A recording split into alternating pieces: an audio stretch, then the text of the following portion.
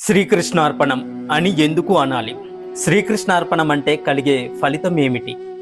ఈ సకల సృష్టిలో ఏదో ఒక కర్మ చేయకుండా ఏ ప్రాణి కూడా ఉండలేదు. మంచి పనులు చేస్తే సంఘంలో మంచి పేరు వస్తుంది, కీర్తి ప్రతిష్టలు, స్వర్గ సుఖాలు, పుణ్యఫలాలు వస్తాయి. మరి చెడ్డ పనులు చేస్తే సంఘంలో చెడ్డ పేరు వస్తుంది, నరక యాతనలు, పాప ఫలాలు వస్తాయి. ఇలా పాపపుణ్యాలు చేస్తూ స్వర్గ నరకాలను అనుభవిస్తూ పదే పదే జన్మలెత్తుతూ ఈ జన్మ మరణ సంసార చక్రంలో ఉండిపోవలసిందేనా, లేక మోక్షం పొందడం ఏమైనా ఉందా అని మనకు అనేక అనుమానాలు వస్తూ ఉంటాయి. ఇది సహజమే.